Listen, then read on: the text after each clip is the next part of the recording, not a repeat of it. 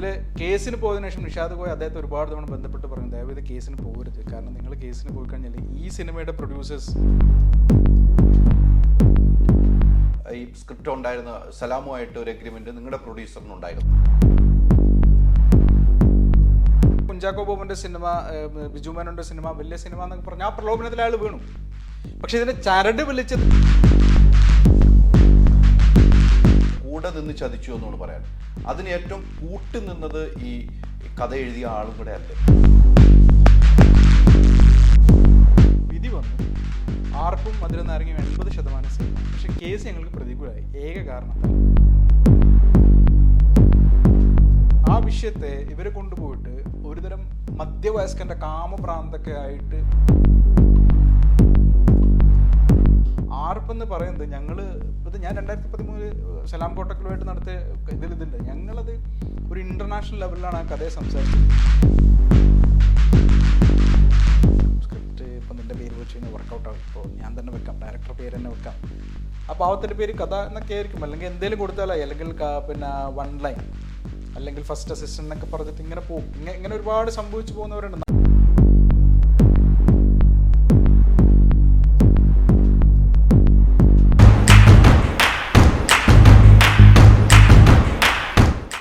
Digital കാര്യങ്ങൾ choose ചെയ്യുമ്പോൾ go the experts.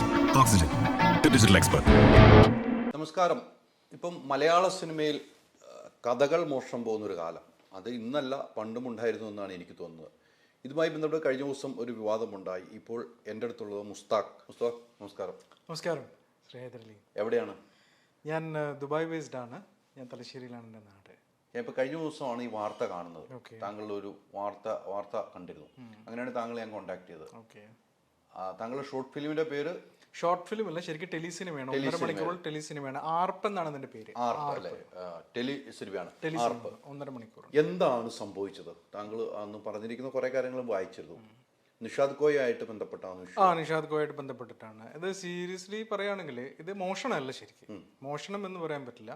അതല്ലെങ്കിൽ രണ്ടുപേർക്ക് ഒരേ സമയത്ത് ഉദിച്ച കഥയുമല്ല. ഇത് സീരിയസ്ലി ചതിച്ച് സ്വന്തമാക്കിയ ഒരു കഥയാണ്. ചതിക്കുകയായിരുന്നു. അതായത് ഇതിന്റെ കഥാകൃത്തും, അതായത് ആർപ്പിന്റെ കഥാകൃത്തും സ്ക്രിപ്റ്റ് റൈറ്ററും സലാം കോട്ടക്കലാണ്. അദ്ദേഹം തന്നെയാണ് ഈ മധുരനാരങ്ങയുടെ കഥാകൃത്തായിട്ട് വന്നിരിക്കുന്നത്. പക്ഷെ ഇത് നിഷാദ് സ്വന്തമാക്കിയ വഴിയാണ് ഒരു ചതിയുടെ ഒരു കഥയായി പോകുന്നത്. ഇത് ഞങ്ങൾ 2008 പിന്നെ സൈനുദ്ദീൻ അൾട്ടിമ പ്രൊഡ്യൂസ് ചെയ്തിട്ട് ഞങ്ങൾ ദുബായിൽ ചെയ്തൊരു പിന്നെ ടെലിസിനിമയായിരുന്നു. 1.5 മണിക്കൂർ. ഏകദേശം 5 ലക്ഷം രൂപയോളം ഉണ്ടായിരുന്നു ഇതിൻ്റെ ചിലവ്. സിനിമ ഇറങ്ങുന്നു, വളരെയധികം അത് പ്രശംസിക്കപ്പെടുന്നു. കാരണം അതിൻ്റെ ഒരു കണ്ടന്റ് ആ രീതിയിലുള്ളൊരു സംഭവമായിരുന്നു. 1-2 അവാർഡുകളൊക്കെ അത് നേടുകയും ചെയ്തു. അപ്പോൾ ഇദ്ദേഹം നിഷാദ് കോയ അദ്ദേഹത്തിൻ്റെ ഓർഡിനറി എന്ന് പറയുന്ന സിനിമയുടെ വിജയാഘോഷമായിട്ട് ദുബായിൽ വന്നപ്പോൾ അദ്ദേഹം താമസിച്ച ഫ്ലാറ്റ് എൻ്റെ എഡിറ്ററുടെ ഫ്ലാറ്റായിരുന്നു. അവിടെ വെച്ചിട്ട് ഞാൻ എൻ്റെ 3ാമത്തെ ടെലിസിനിമ യാത്രാമത്തെ എഡിറ്റ് ചെയ്തുകൊണ്ടിരിക്കുകയായിരുന്നു. അപ്പോൾ സ്വാഭാവികമായിട്ടും നിഷാദ് കോയ ആർപ്പ് അവിടെ വെച്ച് കാണുന്നു. അദ്ദേഹത്തിന് അത് ഭയങ്കരമായിട്ട് ബോധിക്കുന്നു. അപ്പോൾ എൻ്റെ അടുത്ത് എൻ്റെ എഡിറ്ററുണ്ട് നവീൻ പി വിജയൻ. അത് എൻ്റെ അടുത്ത് പറഞ്ഞു, മുഷ്താഖെ ആർപ്പ് കണ്ടിട്ട് നിഷാദ് കോയക്ക് ഭയങ്കര ഇഷ്ടമായി, അത് സിനിമയാക്കാൻ പറ്റുമെന്ന് അദ്ദേഹം ചോദിച്ചു. അപ്പോൾ ഞാൻ പറഞ്ഞു, ഇല്ല മുഷ്താഖ് എന്നെ അത് സിനിമയാക്കുകയാണ്. ഇതുവരെ ഞാൻ വളരെ നോർമലായിട്ട് എടുത്ത കാര്യമാണ്. അദ്ദേഹം അത് പറഞ്ഞു, അത് പോയി. പിന്നെ നടന്നാണ് ചരിത്രം. പിന്നെ ഈ പറയുന്ന മധുരനാടങ്ങ തുടങ്ങുന്നതിൻ്റെ ഒരു 15 ദിവസം മുമ്പാണ് ആ സിനിമ അതാവാൻ പോവുകയാണ് എന്നുള്ള കാര്യം ഞാൻ അതിനും പറയില്ല. ഞാൻ എൻ്റെ അടുത്ത് അദ്ദേഹം കണ്ട് സിനിമ നന്നായി എന്ന് പറഞ്ഞതിന് ശേഷം, ഇത് മുഷ്താഖ് സിനിമയാക്കാൻ പോവുകയാണ് എന്ന് അദ്ദേഹം അറിഞ്ഞതിന് ശേഷം വളരെ മാന്യമായിട്ട് എന്നെയും പ്രൊഡ്യൂസറെയും ഇതിൽ നിന്ന് മാറ്റിവെച്ചുകൊണ്ട് അദ്ദേഹം സ്ക്രിപ്റ്റ് റൈറ്റർ, അതായത് കഥാകൃത്തിനെ പ്രലോഭിപ്പിച്ചുകൊണ്ട് ഈ സ്ക്രിപ്റ്റ് അങ്ങോട്ടേക്ക് കൊണ്ടുപോയി എന്നുള്ളതാണ്. ഇതിൻ്റെ കൂടെ നടക്കുന്ന ഒരു തമാശ എന്താണെന്ന് വെച്ചാൽ, ഞാനും ഈ സ്ക്രിപ്റ്റ് റൈറ്ററും കൂടിയിട്ട് കഴിഞ്ഞ 1.5 വർഷമായിട്ട് ഇത് സിനിമയാക്കാനുള്ള ചർച്ചകളും ഡിസ്കഷനും ഒക്കെ ചെയ്തുകൊണ്ടിരിക്കുകയാണ്. അതിൻ്റെ ഫേസ്ബുക്ക് ചാറ്റൊക്കെ ഇപ്പോഴും ഉണ്ട്. 2013 നടന്ന ചാറ്റുകളൊക്കെ ഉണ്ട്. ഞാനും അദ്ദേഹം തമ്മിൽ ചാറ്റ് ചെയ്യുന്നു, സംസാരിക്കുന്നു, സ്ക്രിപ്റ്റ് ഡിസ്കസ് ചെയ്യുന്നു. ഇതൊക്കെ കഴിഞ്ഞിട്ട് ഒരു ഡിസംബറിലാണ് ഞാൻ അറിയുന്നത് ഇതിങ്ങനെ പോയി. ആരോ എൻ്റെ അടുത്ത് കാഷ്വലി പറഞ്ഞാണ്. ഞാൻ അപ്പോൾ തന്നെ നിഷാദ് കോയെ വിളിച്ചു. ആൾ പെട്ടെന്ന് ഫോൺ എടുത്തു. ഞാൻ ചോദിച്ചു, നിഷാദ് ഇങ്ങനെ എൻ്റെ ഇത് അതെനിക്ക് സലാം കോട്ടക്കൽ തന്നല്ലോ. മുഷ്താഖ് പോലീസ് ഉണ്ട്, ഞാൻ ഇപ്പോൾ വിളിക്കാൻ തന്നെ ഫോൺ കട്ട് ചെയ്തു. അയാൾ ഡ്രൈവ് ചെയ്യാമെന്ന് പറഞ്ഞിട്ട് പിന്നീട് ഇതുവരെ എൻ്റെ ഫോൺ അദ്ദേഹം അറ്റൻഡ് ചെയ്തിട്ടില്ല. അതിനുശേഷം അറ്റൻഡ് ചെയ്തിട്ടില്ല. പിന്നീട് ഞങ്ങളിത് കേസിലേക്കൊക്കെ പോകുന്നുണ്ട്. അതായത് ഇതിൽ പിന്നെ എനിക്ക് പറ്റിയൊരു ചെറിയൊരു മിസ്റ്റേക്ക് എന്തായിരുന്നു വെച്ച് കഴിഞ്ഞാൽ, ഈ സലാം കോട്ടക്കൽ ഇതിൻ്റെ പ്രൊഡ്യൂസറും വളരെ അടുത്ത സുഹൃത്തുക്കളാണ്. അപ്പോൾ സ്വാഭാവികമായിട്ടും പ്രൊഡ്യൂസർ അറിഞ്ഞിട്ടാണ് ഇത് കൊടുത്തത് എന്ന നിരാശയിലായിരുന്നു ഞാൻ. അപ്പോൾ ഞാൻ പിന്നെ അതിൻ്റെ ഇതിലൊന്നും പോയില്ല. ഞാനത് നഷ്ടപ്പെട്ടു എന്നുള്ളൊരു ഇതിൽ ഇരിക്കുമ്പോഴാണ് ഈ സിനിമ 2016 റിലീസാവുന്നത്, ഒരു പെരുന്നാളിൻ്റെ സമയത്ത്. അപ്പോൾ ഈ പ്രൊഡ്യൂസറുടെ മകളുടെ കല്യാണമാണ്. പെരുന്നാൾ കഴിഞ്ഞ ഒരാഴ്ച കഴിഞ്ഞിട്ട് ഇപ്പോൾ പ്രൊഡ്യൂസർ അദ്ദേഹത്തിൻ്റെ ആൾക്കാരൊക്കെ വന്ന് കൈ കൊടുക്കുമ്പോൾ ജൈനുദ്ദീൻ സിനിമ നന്നായിട്ടുണ്ട് കേട്ടോ, സിനിമ നന്നായിട്ടോ. 2-3 ആൾക്കാരൊക്കെ പറഞ്ഞു. പിന്നെയാണ് പുള്ളി ആലോചിക്കും എന്താണ് ഈ സിനിമ നന്നായി എന്ന്. അപ്പോൾ ഒരാൾ മാറ്റി നിർത്തി ചോദിച്ചാൽ പറഞ്ഞു ഇങ്ങനെ ഒരു മധുരനാരങ്ങ ഇറങ്ങിയിട്ടുണ്ട്, ഞാൻ അറിയില്ലല്ലോ, എൻ്റെ കഥയോ. പുള്ളി ആ മകളുടെ കല്യാണത്തിൻ്റെ ദിവസം രാത്രി എന്നെ വിളിക്കുകയാണ്. അപ്പോൾ ഞാൻ പറഞ്ഞു സെനുക്ക എനിക്കറിയില്ല, ഞാൻ വിചാരിച്ചു നിങ്ങൾക്ക് അറിയാമെന്നുള്ളതാണ്. പുള്ളി എന്നെ അവിടെ വെച്ച് ഒരുപാട് ചീത്ത പറഞ്ഞു, നീ എന്ത് പണിയാണ് കാണിച്ചത്, നീ അറിഞ്ഞാൽ ഇത് എൻ്റെ അടുത്ത് പറയണ്ടേ. അദ്ദേഹം പറഞ്ഞു ഇത് പറ്റില്ല മുഷ്ടാഖ്, നമ്മൾ ചതിച്ച് കൊണ്ടുപോയതാണ്, ഇത് ചെയ്തേ പറ്റൂ, ഇത് നമുക്ക് അവകാശപ്പെട്ടാണ് നമ്മളിത് സിനിമയാക്കുമെന്ന് പറഞ്ഞതാണ്. അങ്ങനെ അപ്പോൾ ഇത് സ്ക്രിപ്റ്റായിട്ടും അദ്ദേഹത്തെ അറിയിച്ചില്ല. നിഷാദ് ഗോയൻ വളരെ ഭംഗിയായിട്ട് അത് മാറ്റിവെച്ചു. അങ്ങനെ ഇതിൽ കേസിന് പോയതിനു ശേഷം നിഷാദ് ഗോയ അദ്ദേഹത്തെ ഒരുപാട് തവണ ബന്ധപ്പെട്ട് പറഞ്ഞു ദയവേത് കേസിന് പോകരുത്, കാരണം നിങ്ങൾ കേസിന് പോയി കഴിഞ്ഞാൽ ഈ സിനിമയുടെ പ്രൊഡ്യൂസേഴ്സ് എൻ്റെ അടുത്ത് ഒരുപാട് തവണ ചോദിച്ചാണ് അതിൻ്റെ പ്രൊഡ്യൂസറുടെ അടുത്ത് നിന്ന് കൺസെൻറ്റ് എടുത്തിട്ടുണ്ടോ, ഞാൻ ഉണ്ടെന്ന് പറഞ്ഞാണ് കേസ് പോയി സിനിമ നിന്ന് പോയി കഴിഞ്ഞാൽ എൻ്റെ ഭാവി ഇതായി പോകുന്നൊക്കെ പറഞ്ഞിട്ട്. അപ്പോൾ അദ്ദേഹം പറഞ്ഞു എനിക്കൊന്നും അറിയില്ല, എന്നെ പറ്റിച്ചതാണ്, ഞാനിതിന് കേസിന് പോകുമെന്ന് പറഞ്ഞു. കേസിന് പോയി. കോടതി എല്ലാ പേപ്പേഴ്സും ചോദിച്ചു, ഒറിജിനൽ സ്ക്രിപ്റ്റ് കൊടുത്തു, ആ സമയത്ത് പത്രങ്ങളിൽ വന്നിട്ട് കട്ടിങ്സ് കൊടുത്തു, പിന്നെ പോസ്റ്റേഴ്സ് കൊടുത്തു, CD കൊടുത്തു. അങ്ങനെ കേസ് സ്വീകരിച്ച ശേഷം കോടതി പറഞ്ഞു അമിക്കസ് ക്യൂരിക്ക് സിനിമ കാണാൻ വേണ്ടിയിട്ട് പൈസ കെട്ടി വെക്കാൻ പറഞ്ഞു. പൈസ കെട്ടി വെച്ചു. ഓണാവധിക്ക് ശേഷം വിധി പറയാമെന്ന് പറഞ്ഞു. അമിക്കസ് ക്യൂരി സിനിമ കണ്ടു, വിധി വന്നു. ആർപ്പും മധുരനാരങ്ങയും 80% സെയിമാണ്. പക്ഷേ കേസ് ഞങ്ങൾക്ക് പ്രതികൂലമായി. ഏക കാരണത്താൽ ആർപ്പ് ഞങ്ങൾ സെൻസർ ചെയ്തിട്ടുണ്ടായിരുന്നില്ല. അപ്പം ഞങ്ങളതാണ് സിനിമ എന്ന് കോടതിക്ക് പറയാൻ പറ്റില്ല. നാളെ ആര് വന്നിട്ട് അവകാശം ഉന്നയിച്ചു കഴിഞ്ഞാലും കോടതിക്ക് അത് അംഗീകരിക്കേണ്ടി വരും. മീൻസ് ആരാണോ സെൻസർ ചെയ്യുന്നത് അവരതാണല്ലോ സിനിമ. അപ്പം നമ്മൾ സെൻസർ ചെയ്യാത്തത് കൊണ്ട് മാത്രം ആർപ്പ് ഞങ്ങളതാണെന്ന് ബോധിപ്പിക്കാൻ പറ്റില്ല. പക്ഷേ അത് രണ്ടും ഒന്നാണെന്ന് കോടതിയോട് പറഞ്ഞു. ഇതാണ് ഇതിൻ്റെ ചരിത്രം. അപ്പോൾ അന്ന് ഫഹദിനെയും ബിജു മേനോനൊക്കെ വെച്ച് ചെയ്യാൻ അതിനുവേണ്ടി ഒരുപാട് ജോലി ചെയ്ത് പോയെടുത്താണ് അദ്ദേഹം ഈ ബാക്ക് ഡോർ വഴി ഈ സാധനത്തിന് ഞാൻ കൊണ്ടുപോകുന്നത്. അത് പിന്നെ എന്താ പറയുക, എനിക്ക് കിട്ടിയൊരു അടി ചെറുതായിരുന്നില്ല എന്ന്. ഇതിൽ ഏറ്റവും വലിയ തമാശ എന്താണെന്ന് വെച്ചാൽ ഇതിൻ്റെ ഷൂട്ട് നടക്കുന്നത് ഞാൻ ഷാർജയിൽ താമസിക്കുമ്പോൾ എൻ്റെ വീട്ടിൽ നിന്നൊരു 5 മിനിറ്റ് എനിക്ക് നടക്കാവുന്ന ദൂരത്തിൽ ഷാർജ ഇസ്ലാമിക് മ്യൂസിയത്തിലുള്ള വില്ലയിൽ വെച്ചിട്ടാണ് ഈ ഷൂട്ട് നടക്കുന്നത്. ഞാൻ മധുരനാരങ്ങ ഷൂട്ട്. അപ്പോൾ എനിക്ക് തോന്നിയ സന്തോഷം എന്തായിരുന്നു വെച്ചാൽ ഈ മധുരനാരങ്ങയുടെ ഇതിലെ നായകൻ, അതായത് ആർപ്പിലെ നായകൻ താമസിക്കുന്ന വില്ലയൊക്കെ എൻ്റെ മനസ്സിലൊരു ചിന്തയില്ല, അങ്ങനെ കണ്ടെത്തിയൊരു വില്ലയായിരുന്നു.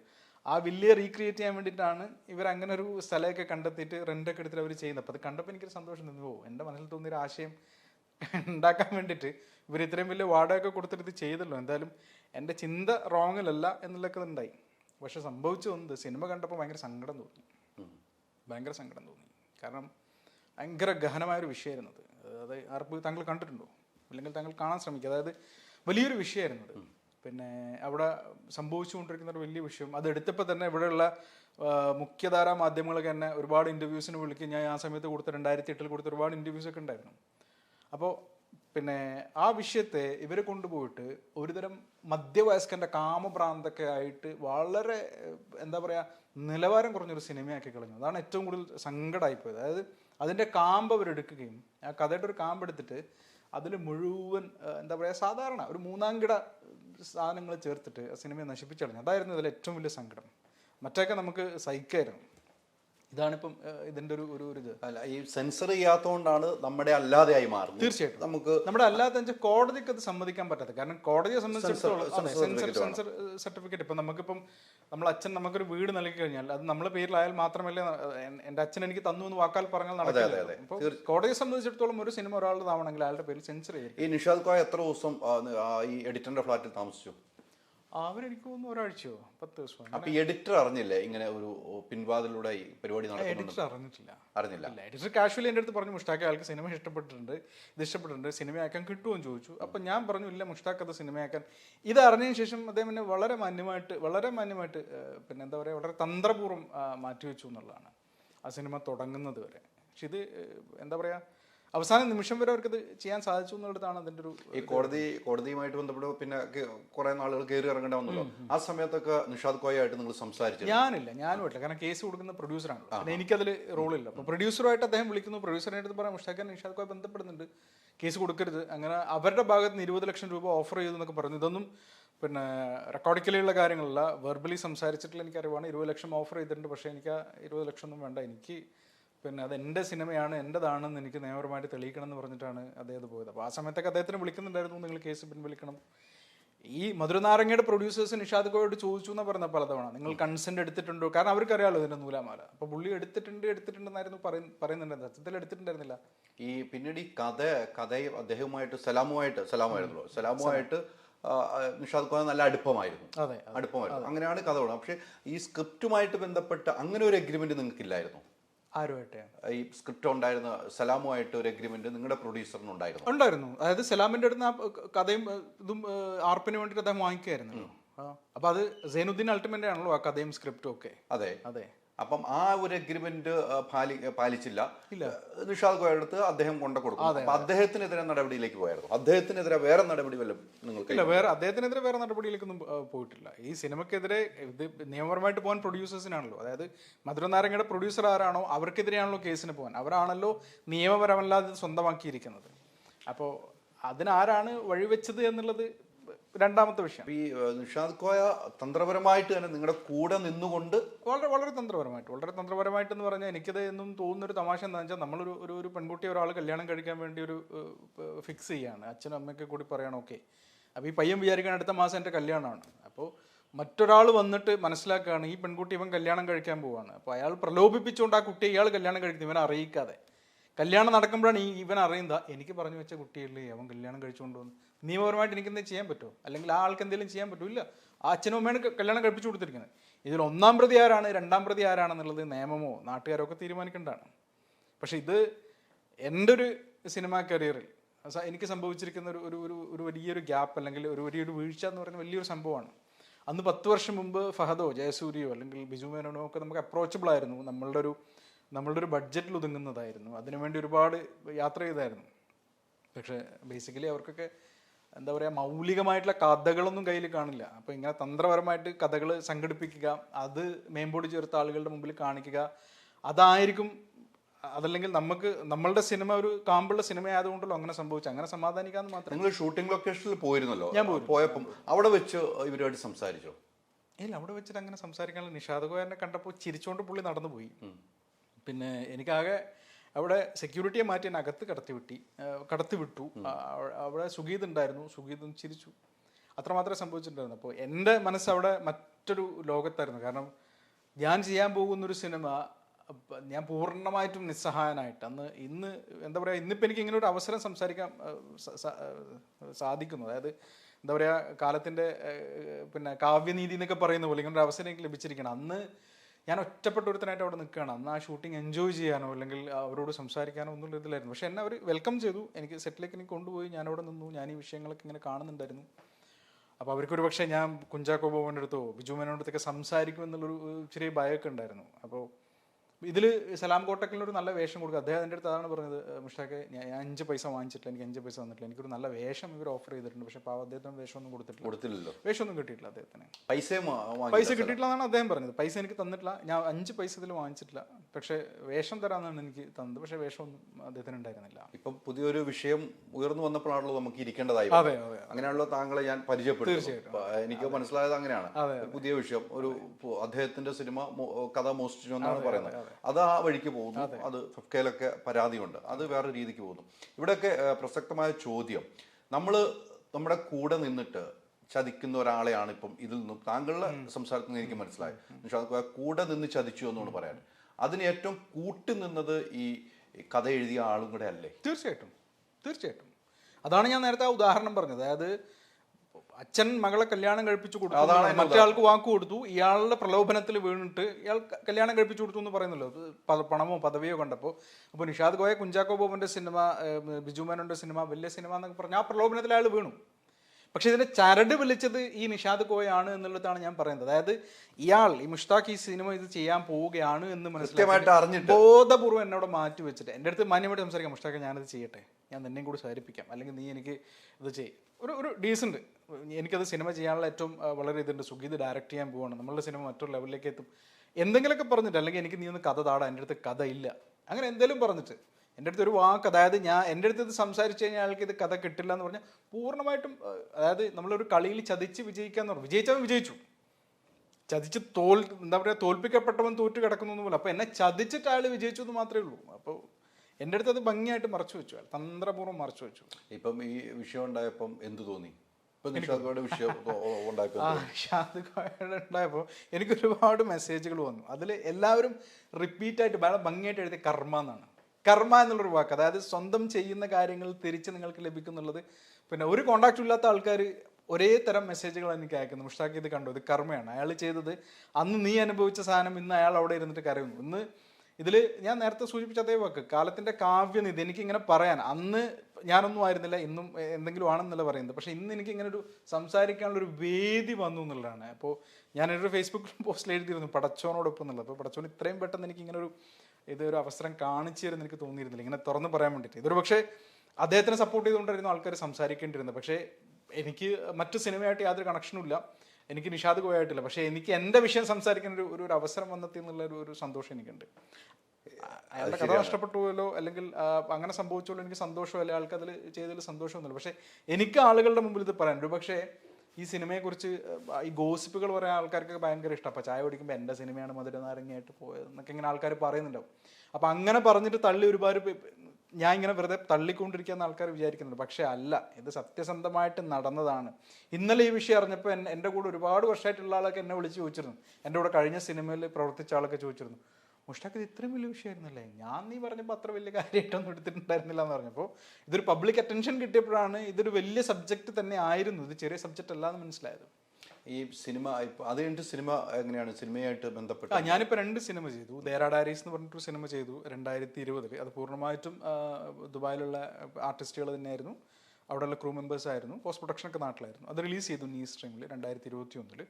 ഇപ്പോൾ രണ്ടാമത്തൊരു സിനിമ ഞാൻ ചെയ്തു അഭിരാമി എന്ന് പറഞ്ഞിട്ട്, ഗായത്രി സുരേഷ് ഹരികൃഷ്ണനൊക്കെ ഉള്ളത്. അത് ജൂൺ 7-ാം തീയതി റിലീസ് പ്ലാൻ ചെയ്തിരിക്കുകയാണ്. അതിൻ്റെ റിലീസുമായിട്ട് ബന്ധപ്പെട്ടിട്ടാണ് ഞാനിപ്പോൾ നാട്ടിലുള്ളത്. എനിക്ക് തോന്നുന്നു അതിന്റെ ഇന്റർവ്യൂസിന്റെ കാര്യത്തിനൊക്കെ എന്നെ വിളിച്ചിട്ടുണ്ടെന്ന് തോന്നുന്നു. 10-ാം തീയതി 11-ാം തീയതി വിളിച്ചിട്ടുണ്ടെന്ന് തോന്നുന്നു. മഞ്ജു ആണെന്ന് തോന്നുന്നു. അല്ലെ, എനിക്ക് ഇപ്പോഴത് എനിക്ക് മഞ്ജു മെസ്സേജ് ഇട്ടുണ്ട്. പക്ഷേ ഈ സിനിമയിൽ നിന്നും ഇപ്പം ഈ പറഞ്ഞതുപോലെ ഈ മോഷണങ്ങൾ പല കാലത്തും ഉണ്ടായിട്ടുണ്ടെന്ന് തോന്നുന്നു. നമ്മളിപ്പം ചായ കുടിക്കാതിരിക്കുന്ന സ്ഥലത്ത് നമ്മൾ കഥ പറയാൻ ഇപ്പം ഭയപ്പെടുന്ന അവസ്ഥ, അല്ലേ, നമ്മളെ കൂടെ കൊണ്ടു നടക്കാൻ ഭയപ്പെടുന്ന ഒരവസ്ഥ, പിന്നീട് അത് പാഠം പിടിച്ചു അല്ലേ? തീർച്ചയായിട്ടും. അതായത് പിന്നെ ഞാൻ ഇത് സംഭവിക്കുന്നതിന് മുമ്പ് ഞാൻ എൻ്റെ സുഹൃത്തുക്കളോടൊക്കെ പറയുന്ന ഒരു കാര്യമുണ്ട്. അതായത് നമ്മൾ ഈ ബസ്സിലൊന്നും പോകുമ്പം തമ്മിൽ കഥകൾ പറയരുത്. കാരണം കഥ എന്ന് പറയുന്നത് നമുക്കൊരു ആശയം തോന്നാം, പക്ഷെ ആശയത്തെ സിനിമയാക്കുക എന്ന് പറഞ്ഞാൽ എളുപ്പമുള്ളതല്ല. നമ്മളീ പറയുന്ന ആശയത്തെ ഒരു സ്പാർക്കുള്ള ഒരാൾക്ക്, ഒരു കഴിവുള്ള ഒരാൾക്ക് കിട്ടിക്കഴിഞ്ഞാൽ അതിൽ ആൾക്ക് ഭയങ്കര സിനിമയാക്കി മാറ്റാൻ പറ്റും, ഭയങ്കര കഥയാക്കി മാറ്റാൻ പറ്റും. ഇപ്പോൾ നമുക്ക് തന്നെ മനസ്സിൽ തോന്നുന്ന ഒരുപാട് ആശയങ്ങൾ, പക്ഷെ അത് നമുക്ക് സിനിമയാക്കി മാറ്റാൻ പറ്റില്ല. ഇപ്പോൾ നമ്മൾ തന്നെ ദുബായിലൊരു തമാശ പറയുന്ന ഒരു കാര്യമുണ്ട്. അതായത് ദുബായ് ബിഗ് ടിക്കറ്റ് ഉണ്ട്, ഡ്യൂട്ടി ഫ്രീ ടിക്കറ്റ്. സത്യത്തിൽ സംഭവിച്ചതാണ്, ഒരാൾ നാട്ടിലേക്ക് പോകുന്നു, അയാളുടെ മകളുടെ കല്യാണത്തിന് അയാൾക്ക് പൈസ ഇല്ല, അയാൾ ഡ്യൂട്ടി ഫ്രീ ടിക്കറ്റ് എടുത്തു, അയാൾക്ക് അടിച്ചു. ആളുടെ ആദ്യത്തെ മകളുടെ കല്യാണമൊക്കെ നടത്തി ആ പൈസയൊക്കെ അടിച്ച് പൊളിച്ചൊക്കെ തിരിച്ചു വന്ന് രണ്ടാമത്തെ മകളുടെ കല്യാണത്തിന് മുമ്പ് പൈസ ഇല്ല, ഡ്യൂട്ടി ഫ്രീ എടുത്തു, അയാൾക്ക് അടിച്ചു. സത്യസന്ധമായ കാര്യമാണ്. ഇത് നമുക്ക് സിനിമയാക്കാൻ പറ്റില്ല. സിനിമയാക്കണമെങ്കിൽ നമുക്ക് വിശ്വസനീയമായ രീതിയിൽ അതിനെ കൊണ്ടുപോകാൻ സാധിക്കണം. ഇതാണ് ഒരു കഥയുടെ ഒരു ആശയത്തിൻ്റെ വിഷയം. അപ്പോൾ നമ്മൾ കാഷ്വലി സംസാരിക്കുന്ന വിഷയത്തിൽ പുറകിലിരിക്കുന്നവന് ഐഡിയ ഉള്ളവനാണെങ്കിൽ അവന് ആശയം കിട്ടിയ സിനിമയാക്കാൻ പറ്റും. അപ്പോൾ നമ്മളത് സൂക്ഷിക്കാമെന്ന് മാത്രമേ ഉള്ളൂ. അതാണ് എനിക്ക് ഈ ആർപ്പും മധുരനാരങ്ങയും നമ്മൾ സംസാരിക്കുന്നത്. കാരണം ആർപ്പെന്ന് പറയുന്നത് ഞാൻ 2013 സലാം കോട്ടക്കലുമായിട്ട് നടത്തിയ ഇതുണ്ട്. ഞങ്ങളത് ഒരു ഇൻ്റർനാഷണൽ ലെവലിലാണ് ആ കഥയെ സംസാരിച്ചിരുന്നത്. അതായത് അവിടെ ഒറ്റപ്പെട്ടു പോയ ഒരു പെൺകുട്ടിയിലാണ്, അതായത് ശ്രീലങ്കൻ യുവതിയും മലയാളി യുവാവും ഒന്നിച്ച് താമസിക്കുകയും അവർക്കൊരു കുട്ടി ജനിക്കുകയും ഈ പയ്യൻ ഇങ്ങനൊരു ഭാര്യ ഉണ്ടെന്ന് വീട്ടുകാർ അറിയാതിരിക്കുക, അവന് സ്ട്രോക്കായിട്ട് അവനെ നാട്ടിലേക്ക് കൊണ്ടുവരാണ്. ഈ പെൺകുട്ടി, ശ്രീലങ്കൻ പെൺകുട്ടിയെ പിന്നെ എന്താ പറയുക, അറബി വീട്ടിൽ നിന്ന് ഓടിയത് കാരണം പോലീസ് പിടിച്ച് അവളും പോകുന്നു. ഈ കുട്ടി മാത്രം, ആ കുഞ്ഞ് മാത്രം, 2 വയസ്സുള്ള കുട്ടി മാത്രം ഒറ്റപ്പെടുകയാണ്. അവിടെ ഈ പറയുന്ന ഉണ്ണിയുടെ സുഹൃത്ത് ജാഫർ ആ കുട്ടിയെ കണ്ടെത്തിക്ക് ഒരു അറബിക്ക് കൊടുക്കുന്നിടത്താണ് ഇത് അവസാനിക്കുന്നത്. ഒരു അറബിക്ക് പിന്നെ വളർത്താൻ കൊടുക്കുകയാണ്. ഇത് കഴിഞ്ഞൊരു 20-21 വർഷത്തിന് ശേഷമാണ് നമ്മൾ ചെയ്യാൻ പോകുന്ന സിനിമ ആരംഭിക്കുന്നത്. ആ കുട്ടി അവിടെ വർക്ക് ചെയ്യുന്നു. ഈ അറബ്, അയാൾക്ക് കുട്ടിയില്ല. ആ അറബ് പിന്നെ ഇവൾക്കൊരു 18 വയസ്സായപ്പോൾ പറയാണ്, മോളെ നിനക്ക് സ്വന്തമായിട്ടൊരു അച്ഛനും അമ്മയുണ്ട്. അപ്പോൾ അവളാകെ ചൂടായിട്ട് പറയണം, ഇല്ല ബാബ, എനിക്ക് ബാബ മാത്രമേ ഉള്ളൂ, വേറെ ആരുമില്ല. അപ്പോൾ അയാൾ പറയും, നീ എൻ്റെ മകൾ തന്നെയാണ്, ഞാൻ ഒന്നും പറയുന്നില്ല, പക്ഷേ എനിക്ക് എൻ്റെ അച്ഛനും അമ്മയൊന്നും വേണ്ടെന്ന് അവൾ പറയും. അപ്പോൾ അയാൾ പറയും, നിനക്ക് അവർ വേണ്ടായിരിക്കാം, പക്ഷെ ഒരു പക്ഷേ അവർക്ക് നിന്നെ വേണമെങ്കിലോ. ഇത് പറഞ്ഞിട്ട് 2 വർഷം കഴിഞ്ഞിട്ട് ഈ അറബ് മരിച്ചു പോവാണ്. മരിച്ചു പോയി കഴിഞ്ഞതിന് ശേഷം ഇവൾക്ക് അസ്തിത്വ ബോധമുണ്ടാണ്, ഞാൻ എവിടെയാണ് എന്താണെന്നൊക്കെ. അപ്പോൾ അന്ന് ഇവളെ ഈ വീട്ടിൽ കൊണ്ടാക്കിയ ആളുടെ ഫോട്ടോ ഇയാൾ കൊടുക്കുന്നുണ്ട്, അതിൻ്റെ പുറകിൽ അഡ്രസ്സും ഉണ്ട്, ജാഫർ കോഴിക്കോട് എന്നൊക്കെ പറഞ്ഞിട്ട്. അപ്പോൾ ഇയാൾ മരിച്ചതിന് ശേഷം അവൾ ചിന്തിച്ചിട്ട് പിന്നെ അവളുടെ മുമ്പ് അവളെവിടെയോ അവളുടെ പിന്നെ കബേർഡിലെവിടെ എറിഞ്ഞ് ആ ഫോട്ടോ എടുത്ത് നോക്കിയിട്ട് ഇയാളെ കാണാൻ വേണ്ടി കേരളത്തിലേക്ക് വരുന്നിടത്താണ് സിനിമ ആരംഭിക്കുന്നത്. ഈ ജാഫറിനെ കാണാൻ വേണ്ടി വരുന്നു. അപ്പോൾ ജാഫറും ഒക്കെ ആകെ ടെൻഷനില്ല, കാരണം ഗൾഫ് ജീവിതമൊക്കെ അവസാനിപ്പിച്ചു, ഭാര്യയും മക്കളൊക്കെ ആയിട്ട് സുഖമായിട്ട് ജീവിക്കുന്നു. അവിടത്തേക്കാണ് പെട്ടെന്നൊരു അറബി പെൺകുട്ടി വരുന്നത്. ആരാന്ന് ഇയാൾക്ക് അറിയില്ല. പിന്നെ സംസാരിച്ചു വരുമ്പോഴാണ് ഞാൻ അന്ന് അവിടെ കൊണ്ടാക്കിയ കുട്ടിയാണ്.